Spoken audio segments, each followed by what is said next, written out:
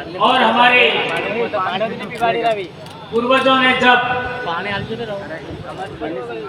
खेती बाड़ी का विकास किया, अनाज उगाने का शुरुआत किया, उस जमाने से चले आ रहे प्रकृति उत्सव, फसली उत्सव भी कह सकते हैं, अखाड़ तीज के दिन हमने एक नई शुरुआत करने का निर्णय लिया। उसमें आप सभी साथी पधारे, इसमें प्रशासन के साथी, मीडिया के साथी, पुलिस प्रशासन के साथी और महाराष्ट्र से पधारे हमारे भाई, गुजरात से पधारे हमारे भाई, मध्य प्रदेश के विभिन्न जिलों से आए साथी और हमारे राजस्थान से भी कई साथी यहाँ पर आए। आज का दिन हमारे समाज के लिए कितना महत्वपूर्ण है, यह विभिन्न साथियों ने बताया। आज का दिन एक भी गांव ऐसा खाली नहीं है जहां विवाह नहीं है। एक भी गांव ऐसा खाली नहीं है जहां विवाह नहीं है। यह हम बात जानते हैं क्योंकि हर एक साल ऐसा होता है। और आज के दिन में एक भी घर ऐसा खाली नहीं है जहां खेती बाड़ी से संबंधित पूजा नहीं होती है, आपका शुरुआत नहीं होती है खेती बाड़ी की। हर एक घर के अंदर ये जरूरी है। इसके बावजूद भी हमने आज का ही दिन क्यों चुना, यह बात बेहद जानना समझना जरूरी है। मानगढ़ पर हम लोगों ने 17-18 मई को आदिवासी परिवार का शुरुआत किया था, तो आज हम लोग यहाँ हैं, इतने भी लोग नहीं थे। लेकिन आज देखो आदिवासी परिवार का डंका कहां कहां बज रहा है। अभी 4 मीटिंग हो गया है। आदिवासी परिवार की व्यवस्था के अकॉर्डिंग ही देश भर के सभी संगठनों का अलायंस बन रहा है और 30 संगठनों का अलायंस पूरा हो गया है। 30 संगठनों का। और आने वाले समय में 13 जुलाई को राजस्थान में मीटिंग है। पश्चिमी भारत के जो बचे हुए संगठन हैं उनको भी जोड़ दिया जाएगा। ये आदिवासी परिवार के नेतृत्व में इतना बड़ा काम हो रहा है हमारी आइडियोलॉजी के अनुरूप। उसमें हमने बात रखा कि कोई भी व्यक्ति प्रमुख नहीं होगा, कोई भी अध्यक्ष नहीं होगा, सब अपने अपने संगठन को जिंदा रखना है, किसी को भी खत्म नहीं करना है। हाँ, हम एक जगह पर बैठेंगे, कोई प्रमुख नहीं होगा। उस बात को एक्सेप्ट किया गया। जिस तरीके की आदिवासी परिवार की व्यवस्था है, आदिवासी परिवार कोई संगठन नहीं है, इसका कोई अध्यक्ष नहीं है। उसमें जो व्यवस्थाएं हैं वही बात हम लोगों ने दूसरे लोगों के सामने साझा किया और उन लोगों ने इस बात को एक्सेप्ट किया, माना। तो इसी तरीके की बातें हम लोग पूरे देश भर में हमारे समाज के लोग हैं, इसको एक्सेप्ट कर रहे हैं, स्वीकार कर रहे हैं और आगे बढ़ रहे हैं। इसके लिए जिम्मेदार या फिर आप सबका योगदान रहा है। भील आदिवासियों का इतना बड़ा कार्यक्रम पूरे इलाके में पिछले 10 साल में हुए। अभी 17 मई को हमारे 10 साल पूरे हो जाएंगे। लेकिन इस बीच में हमने बहुत सारी ऐसी बातें भी देखी जिसकी वजह से हमारे बहुत सारे संगठन टूटे, बिखरे। और इसके बड़े बड़े कारण क्या रहे वो आप सब जानते हो, आपसे बेहतर कौन जानता है। लेकिन मैं ये कहना चाहता हूं कि आप लोग अपने आप को कहते हो मैं इस देश का मालिक हूं, मेरे बाप दादे इतने महान थे, हमारे बाप दादे राजा महाराजा थे, ये सब बातें हम बोलते हैं और हमें भील प्रदेश बनाना है, ये भी बात हम कहते हैं। लेकिन जो लोग एक पोटली में बिक जाते हैं वो भील प्रदेश बना सकते हैं? नहीं बना सकते। यहाँ पर जो बैठे वो एक पोटली में बिकने वाले कौन हो? कौन कौन हाथ ऊंचा करो तो एक भी नहीं खड़ा करेगा। लेकिन हकीकत क्या है? ये बात समझना जरूरी है। और 5,000 में बिकने वाले कितने?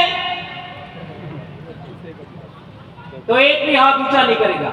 हकीकत क्या है? तुम वो महान लोग हो कि हमारे राजस्थान में भी तुमने लेटर पैड चलाया। दक्षिणी राजस्थान के लोग अंग्रेजों के गुलाम नहीं बने, मुगलों के गुलाम नहीं बने, रजवाड़ों के गुलाम नहीं बने, तो तुम्हारे लेटर पैड से डर जाएंगे क्या? टाइम टाइम फीस हुआ कि नहीं हुआ? मेरे कहने का मतलब यह है, हमारे पास एक विजन होना चाहिए, एक उद्देश्य होना चाहिए, हम क्यों काम कर रहे हैं, ये बात जानना समझना जरूरी है। कई लोग तो धर्म को लेकर के इतने सेंसिटिव है कि धर्म से ही रोटियां मिलती है। ऐसा हर एक धर्म का मालिक आदिवासी नहीं है, कोई और है, गैर आदिवासी है, फिर भी मारे जा रहे हैं। मुझे एक बात बताइए, आज के दिन हल की पूजा, आज के दिन हमारे दोहरों इन्हीं पूजा, आपका बेलों की पूजा, अनाज की पूजा, आज के दिन कौन से धर्म वाले ने किया? बताओ मेरे को। किसी ने किया? किसी ने किया क्या? नहीं। करेंगे। जब नहीं किया, आदिवासियों ने ये अनुष्ठान किए, ये पूजा पद्धति संपन्न की, दूसरों ने नहीं किया, तो हम उस धर्म के कैसे हुए? ये बात जानना समझना जरूरी है। और कई सारे लोग तो ऐसे हैं कि ये तो उस संगठन का कार्यक्रम है। मुझे बताओ, आदिवासी परिवार का बिल प्रदेश मुक्ति मोर्चा संगठन नहीं कह सकते हो, ये एक सामाजिक यूनिट है। बिल प्रदेश विद्यार्थी मोर्चा संगठन ना होकर के एक यूनिट है, इकाई है। बिल प्रदेश युवा मोर्चा कोई संगठन नहीं है, इकाई है आदिवासी परिवार का, लोगों को जोड़ने का तरीका है। बिल प्रदेश महिला शक्ति, ये भी संगठन नहीं है, लोगों को जोड़ने का तरीका, इकाई है आदिवासी परिवार का। अभी हम लोगों ने अनुसूचित क्षेत्र आरक्षण मोर्चा बनाया, वो भी संगठन नहीं है, ये भी सामाजिक इकाई है। अभी एक और हम लोग बना रहे हैं, आदिवासी संस्कृति रक्षण समिति, वो भी कोई, इसका कोई अध्यक्ष वगैरह नहीं है, मात्र संयोजक होते हैं। अब ये जितने भी नाम लिए, उनमें किसी का कोई अध्यक्ष है क्या? नहीं है। किसी का कोई अध्यक्ष नहीं है।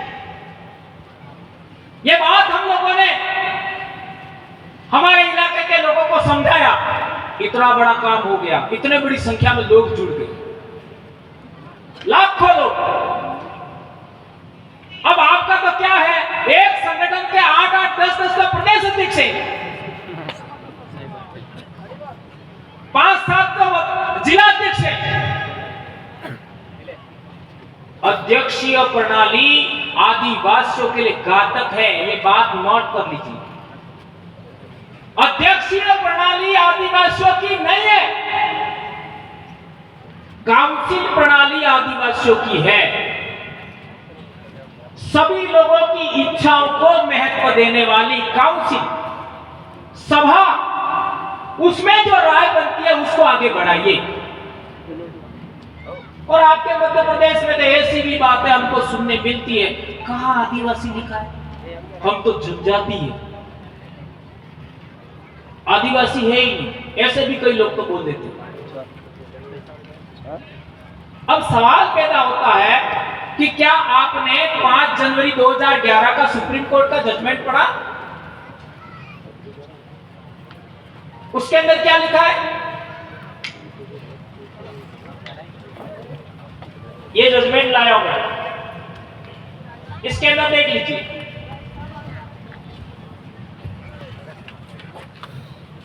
इसको पढ़ लीजिए, या जोरावर जी उनके पास भी होगा। इसमें लिखा है शेड्यूल ट्राइब और अबोरिजिन नहीं, अबोरिजिन और शेड्यूल ट्राइब।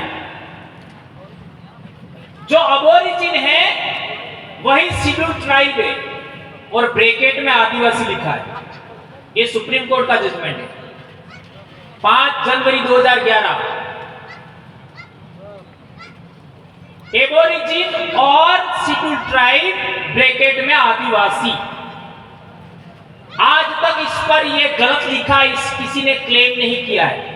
यह जजमेंट हम लोगों को 2012 में पहली बार हमको पता लगा कि इसमें ऐसा लिखा है। इसमें बहुत सारी बातें लिखी है, और इसी को आधार मान करके आदिवासी परिवार बनाया। पढ़िए इसको, यह बिलों के लिए ही है, बिलों के लिए ही इसमें बहुत सारी बातें लिखी है। तो हम लोग, कई सारे ऐसे लोग कहते हैं कि हम तो अनुसूचित जनजाति है, आदिवासी नहीं है। तो कम से कम सुप्रीम कोर्ट का जजमेंट तो पढ़ो। अब दूसरी बात यह है, ये हमारे स्कूल में किताब चलती है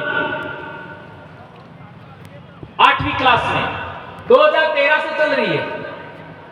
ये इंग्लिश में भी है, और ये किताब किसी बिल ने तो लिखी नहीं है, किसी बोर्ड ने तो लिखी नहीं है। ये देख लीजिए, राष्ट्रीय शैक्षिक अनुसंधान एवं प्रशिक्षण परिषद नई दिल्ली, नीचे लिखा राजस्थान राज्य शैक्षिक अनुसंधान एवं प्रशिक्षण परिषद उदयपुर। ये इंग्लिश में आपके मध्य प्रदेश में भी चलती है, भारत के सभी राज्यों में चलती है इंग्लिश में। इसमें आदिवासी का पाठ है, हास्याकरण की समझ, उसको पढ़िए। आपने कई बार मैंने बताया है, पर लोगों को सारी बात बता दो तो भी कई बार मुझे ऐसा भी लगता है कि जो दिमाग है ना, इसमें न जाने लोगों ने क्या भर दिया है। ये देख लीजिए, ये हास्याकरण की समझ 5वां पाठ है, उसमें साफ लिखा है ये आदिवासी कौन लोग हैं। पढ़िए इसको, आदिवासी कौन लोग हैं, आप पढ़िए इसको। इसी के अंदर ये साइड में लिखा है, आदिवासियों को जनजाति भी कहा जाता है। ये पिंक कलर में, आदिवासियों को जनजाति भी कहा जाता है, लिखा। अरे आपका संविधान देख लीजिए, संविधान के अंदर अनुच्छेद 341-42 पढ़िए, उसमें ट्राइब और रेस लिखा है। ट्राइब और रेस, यानी जो ट्राइब है वो रेस है, नस्ल है। और ये बात प्रूव करनी है तो तुम्हारी नाक और दूसरे समाज की नाक मिलती है क्या? तुम्हारी एक कपाल है, वो दूसरे लोगों से मिलती है क्या? नहीं मिलती है। तुम्हारी एक भौहें हैं, ये भी दूसरे लोगों से मिलती नहीं है। जांच कर लो, होठ नहीं मिलेगा, आंखों का रंग नहीं मिलेगा। ये बात समझिए, तुम लोग कोई बाहर से आए हुए लोग नहीं हो, ये सुप्रीम कोर्ट का जजमेंट बोल रहा है। भारत देश 10,000 साल से इमिग्रेशन नेशन है, इमिग्रेंट्स नेशन है, ऐसा सुप्रीम कोर्ट ने बोला, मैं नहीं बोल रहा। और ये किताब भी बोल रही है, इसमें लिखा है साफ और स्पष्ट शब्दों में कि आदिवासी समाज औरों से बिल्कुल अलग दिखाई देते हैं, औरों से यानी दूसरों से, क्योंकि उनके भीतर ऊंच नीच का फर्क बहुत कम होता है। इसी वजह से यह समुदाय जाति वर्ण पर आधारित समुदायों या राजाओं के शासन में रहने वाले समुदायों से बिल्कुल अलग है। यह सब बता रहा है। 2011 का सुप्रीम कोर्ट का जजमेंट आने के बाद ये किताब आई थी। कई बार ये किताब का हवाला दिया हम लोगों ने। हम जाति व्यवस्था में नहीं आते ये बोल रही है, हम वर्ण व्यवस्था में नहीं आते ये बोल रही है, हम राजाओं के शासन में रहने वाले लोग भी नहीं है, ये भी एक किताब बोल रही है। बोलिए आप, इतना साफ किताबों में स्कूल में हम पढ़ा रहे हैं, लेकिन स्कूल में पढ़ाने के लिए कोई आपत्ति नहीं है, लेकिन समाज को पढ़ाते हैं तो कई लोगों को आपत्ति हो जाती है। चल रहा है 2013 से किताब चल रही है। अब सवाल पैदा होता है कि आपको जनजाति प्रमाण पत्र दिया जाता है, यानी जनजाति भी ऊपर नहीं लिखा होता, जाति प्रमाण पत्र। यह आवाज किसने उठाया आज तक? हम ट्राइब हैं, हम शेड्यूल ट्राइब हैं, तो हमको शेड्यूल ट्राइब का सर्टिफिकेट मिलना चाहिए। नहीं, जाति प्रमाण पत्र देते। आज तक किसी ने आवाज नहीं उठाई। ये ऐसा क्यों हो रहा है? ये बात हम लोगों को समझनी जाननी चाहिए। आगे लिखा है, आदिवासियों के बहुत सारे जनजातीय धर्म होते हैं। आदिवासियों के बहुत सारे जनजातीय धर्म होते हैं। उनके धर्म इस्लाम, हिंदू, ईसाई आदि धर्मों से बिल्कुल अलग है, बिल्कुल अलग है। वे अक्सर अपने पुरखों की, गांव और प्रकृति की उपासना करते हैं। साफ स्पष्ट लिखा हुआ है। फिर भी हमारे ढूंढने के लिए कई लोग तो चर्च में चले जाते,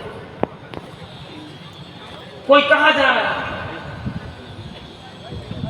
और मैं कई कड़े लफ्जों में बोल चुका हूं, लेकिन किसी की भावना आहत नहीं करना चाहता। कोई भी धर्म आपका नहीं है। आपकी बहुत सारी बातें दूसरों ने लेकर के अपने धर्म खड़े किए हैं। ये बात जाननी समझनी जरूरी है। दिवाली फसली उत्सव है, होली फसली उत्सव है, वाड़ी जमाना फसली उत्सव है, और ये हमारे बाप दादाओं की देन है। अखातीज फसली उत्सव है, ये हमारे बाप दादाओं की देन है, किसी धर्म का नहीं है। उन लोगों ने कथा कहानियां बना करके हमसे छीना है। हमारी ओरिजिनल संस्कृति, भारत भूमि की ओरिजिनल संस्कृति हमको समझना पड़ेगा। ये जितने भी देवस्थानक हैं, जितने भी देवी देवता हैं, उसमें भी बहुत सारे देवी देवता हमारे पूर्वज हैं। इनको भी हमें समझना पड़ेगा।